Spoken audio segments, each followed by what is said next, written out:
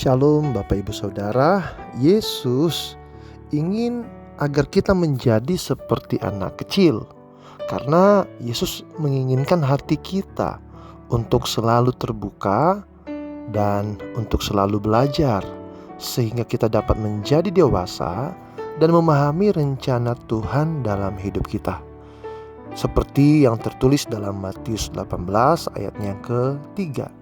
Lalu berkata, Aku berkata kepadamu, sesungguhnya jika kamu tidak bertobat dan menjadi seperti anak kecil ini, kamu tidak akan masuk ke dalam kerajaan surga. Saudaraku, seperti yang kita ketahui bahwa anak-anak sangat bersemangat untuk belajar. Mereka tidak sombong atau menutup diri. Mereka tidak berkata, Aku sudah tahu semuanya, aku tidak perlu diajar lagi.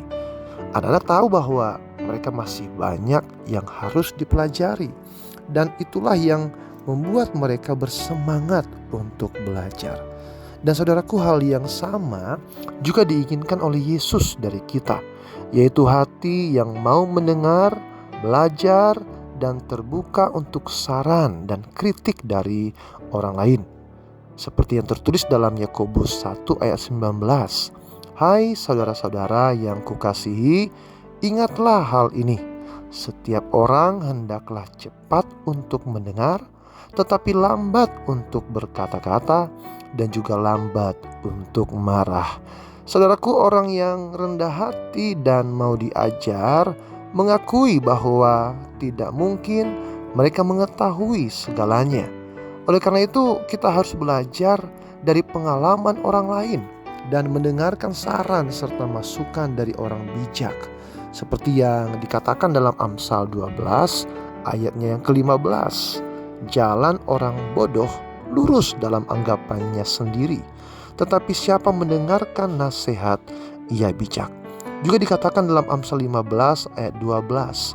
Si pencemooh tidak suka ditegur orang. Ia tidak mau pergi kepada orang bijak.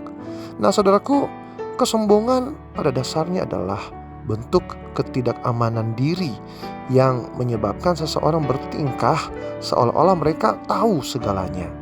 Namun kita harus ingat bahwa kita tidak akan pernah bisa belajar segala sesuatu dalam hidup ini atau belajar hanya dari pengalaman sendiri.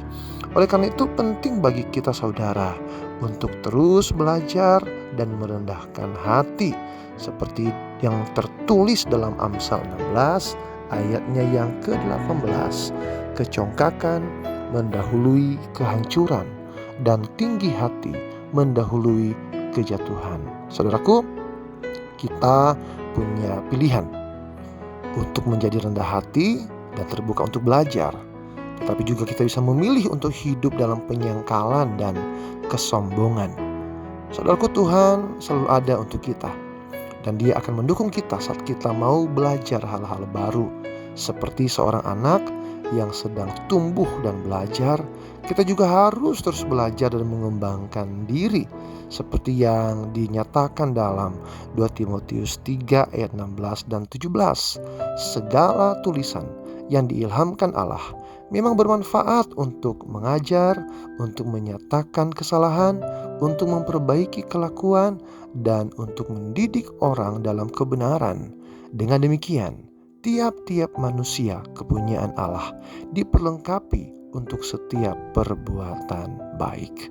Tuhan Yesus memberkati. Shalom.